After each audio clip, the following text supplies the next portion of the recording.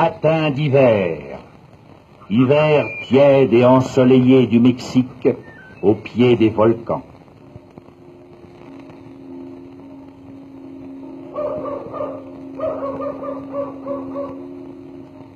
Dans le petit village de Huejotzingo, avec ses maisons basses sous un ciel énorme, la vie s'écoule tranquillement.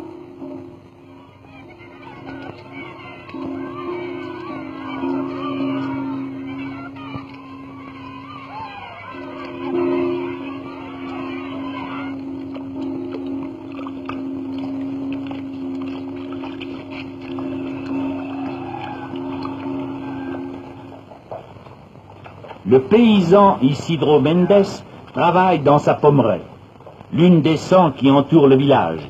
Le cidre mousseux qu'on produit ici, c'est le champagne mexicain. Voilà.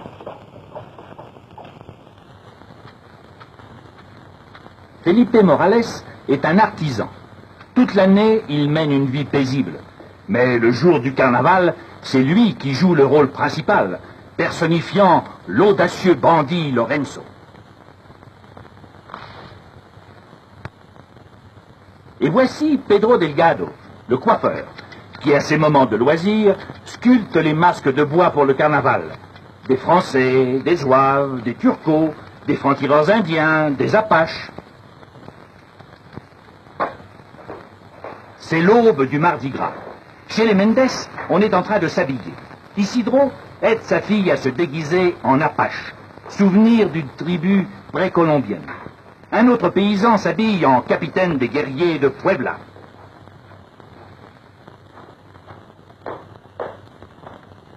Isidro s'habille en sapeur napoléonien, de Napoléon Ier, bien que l'épisode qu'on représente dans ce carnaval rappelle l'intervention française sous Napoléon III.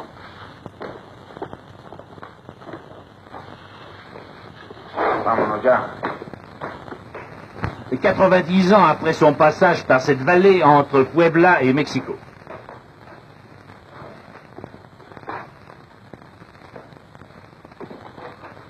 Ce paysan termine de se métamorphoser en franc-tireur.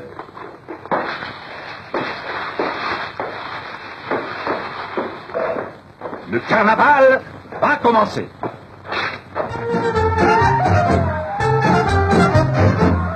Les premiers figurants.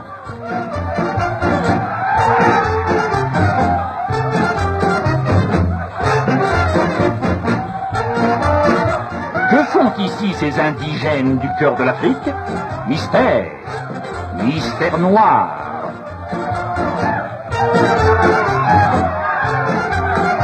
Cette jeune personne, au bras du riche monsieur en redingote, c'est la mariée. C'est elle qui sera la cause de tous les malheurs. Son père, le corrégidor de Huejotzingo, attend à l'hôtel de ville le couple pour célébrer le mariage. Le général en chef.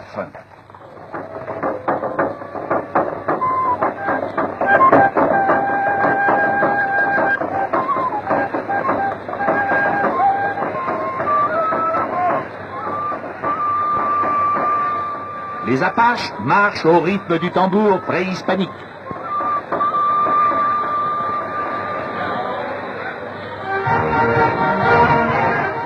Les sapeurs défilent accompagnés par leurs fanfares et leurs clics, suivis par les francs-tireurs.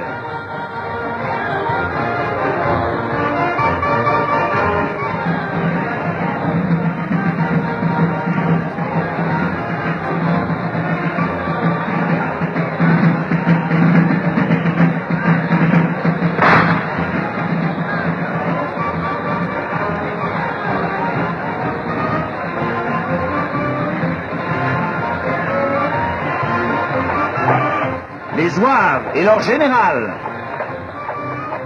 Un moment solennel, passe le drapeau français.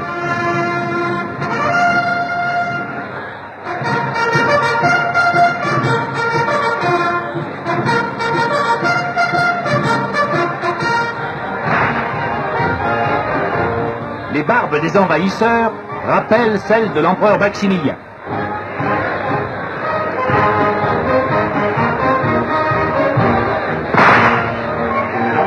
Le le général des Turcos et ses troupes.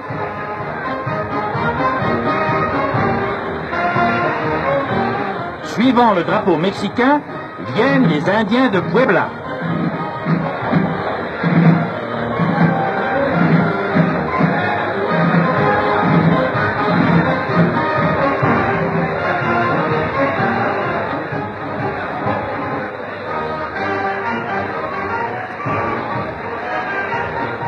Voulez-vous acheter un tout petit Apache?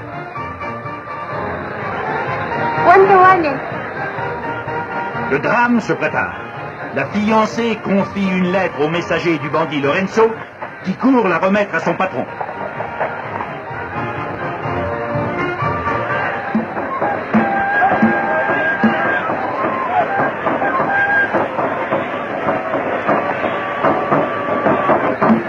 Entre-temps, les Apaches dansent infatigables au son de la musique précolombienne, cependant que les autres suivent le rythme des mélodies tropicales les plus modernes.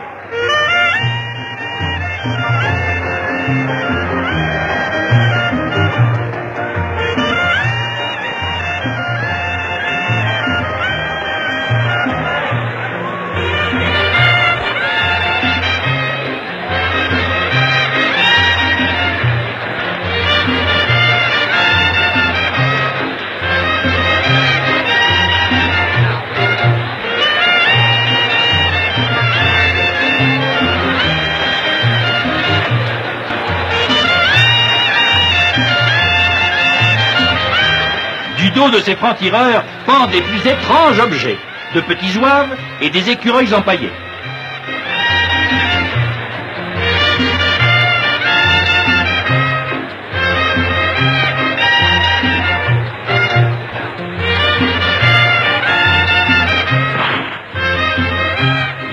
Figurants dansent sur la grande place.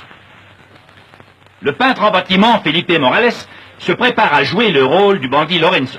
Il s'habille en charro, le costume de gala des cavaliers mexicains. La fille du corregidor l'attend, frémissant d'impatience. Il faut l'enlever avant qu'elle ne soit unie pour toujours avec le Richard, son pire ennemi. Vite, vite, à l'hôtel de ville!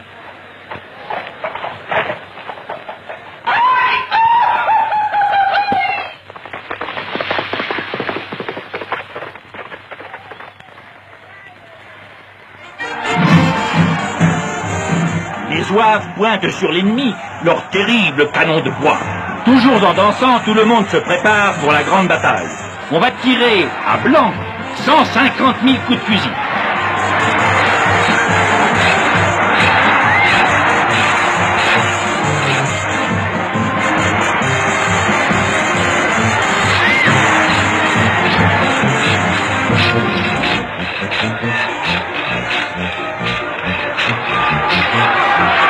Le combat entre les Mexicains et les envahisseurs de l'empereur Maximilien va commencer. Qui remportera la victoire?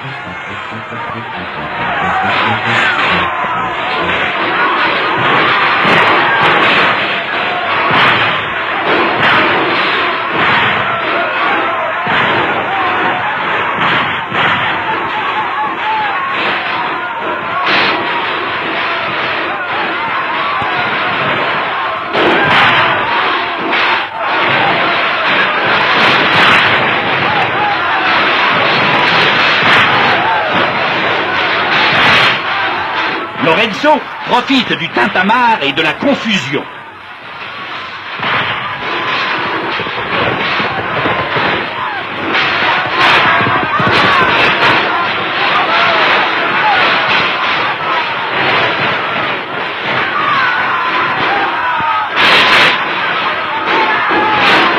Fou de passion, le vieux Roméo monte sur le balcon pour enlever la vertueuse fille qui se laisse faire tout gentiment, aidé par les voisins compréhensifs.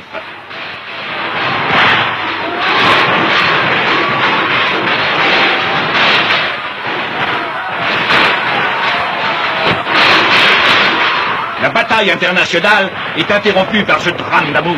Mexicains et Français, le corregidor et le mari Berfouet s'unissent pour poursuivre le bandit. Ils attrapent un de ses complices.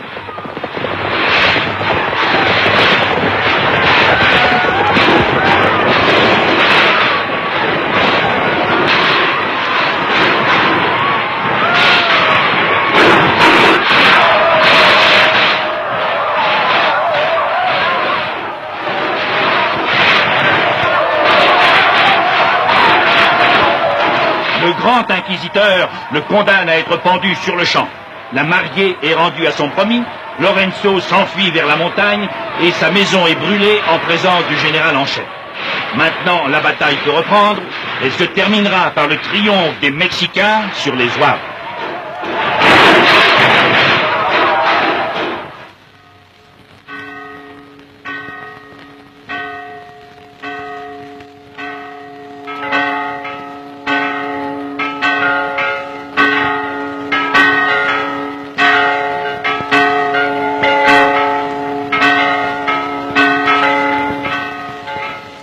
La paix revient au village.